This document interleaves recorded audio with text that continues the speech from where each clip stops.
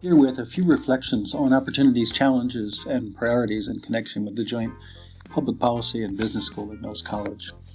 There's a reason there are not many joint business and public policy schools. It's not exactly a natural match.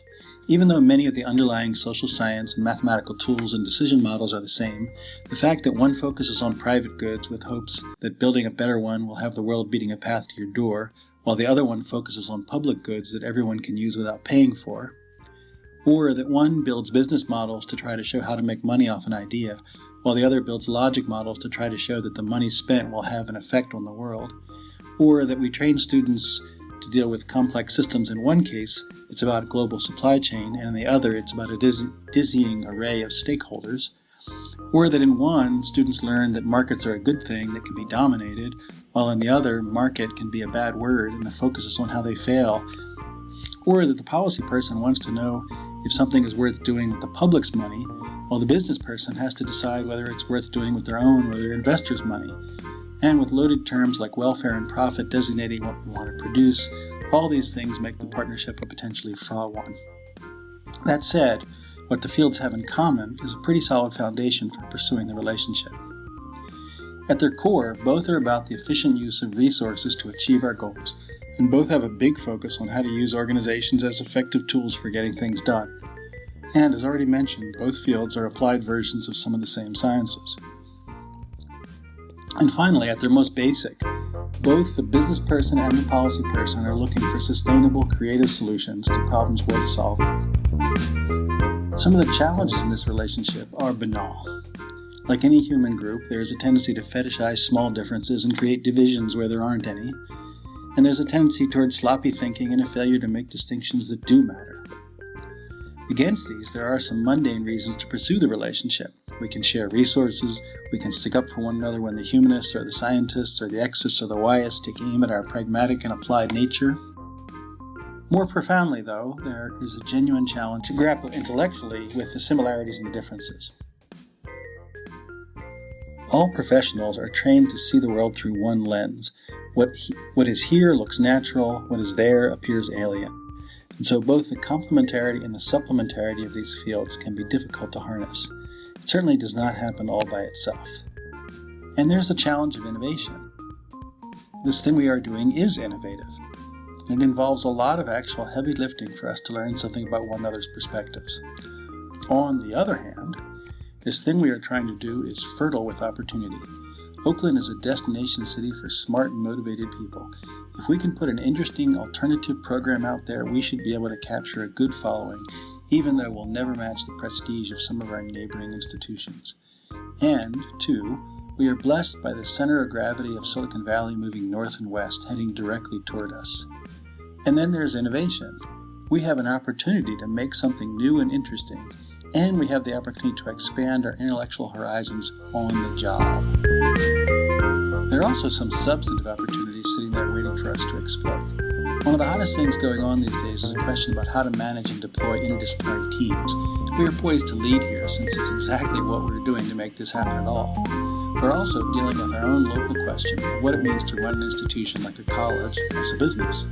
We can grapple with this and with the program we are creating at the same time. And all around us, people are asking, can a business be run like something other than a business? And finally, from healthcare at the national level down to the community organizations around the corner, public-private partnerships are bringing worlds of policy and business together more and more all the time. And then there's a really big elephant in the room. Our juxtaposition of policy and business foreshadowed one of the great questions of the day. If we are entrepreneurial enough to see our hybrid school as an opportunity to create new knowledge and a new breed of professional, we can tie right into this really big national challenge. What, you might ask, do I think our long and short-term goals might be? Long-term in higher education is maybe 5, perhaps 10 years.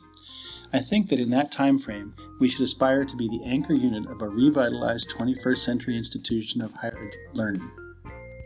I think we should aspire consistently to provide an excellently transformative learning experience to a wide range of would-be business and policy folks, both terms broadly understood. And finally, we should aspire to be a recognized player in the Bay Area higher education scene, known for doing extremely well that very different thing that we do. In the short term of the next year or 2, or 3, we should aspire to recruit 100 new students per year, We should finally forge and articulate our joint identity. We should coherently and transparently assess the costs and benefits of accreditation and lay out a sensible path thereto. We should achieve a healthy and mutually beneficial relationship with the rest of the college, and we should solidify our play in the innovation arena. To figure out what we should be doing, I find it helpful to try to visualize the answer to the question of why we exist and what we're trying to do. We need to remind ourselves of what we're trying to accomplish. We're delivering something to our students, a vision, some wisdom, some skills.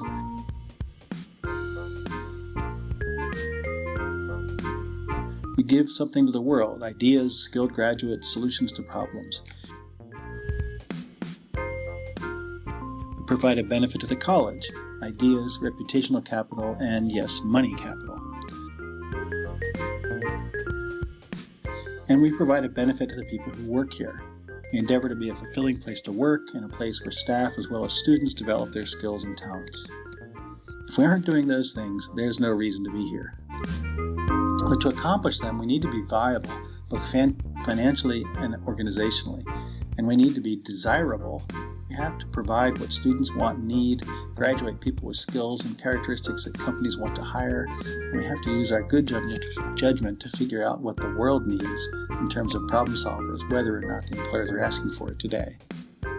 Financial viability, of course, is about revenue and costs, and revenue is the big one for us. It comes from tuition and from gifts, and we need to be thinking a lot about what we have to offer to generate that tuition. We should be thinking hard about what, other than degrees, we might offer to the people who want to learn something from us. The next thing we might pay attention to is what sort of organizational infrastructure we've erected to get things done. And then, remembering that our core business is teaching and learning, we have to grapple with the question of our pedagogical productivity. How can we teach more people better, more easily? Finally, we should turn some of what we try to teach young innovators and entrepreneurs back on what we're trying to do.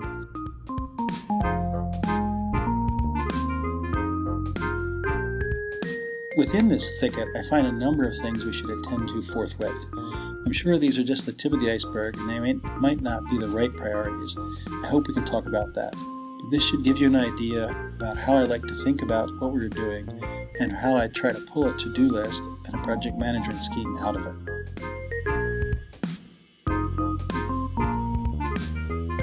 Because to my mind, that's the only way you can get a complex system like the one that we're dealing with here to be full of the kind of positive reinforcing feedback that's needed if we are going to thrive.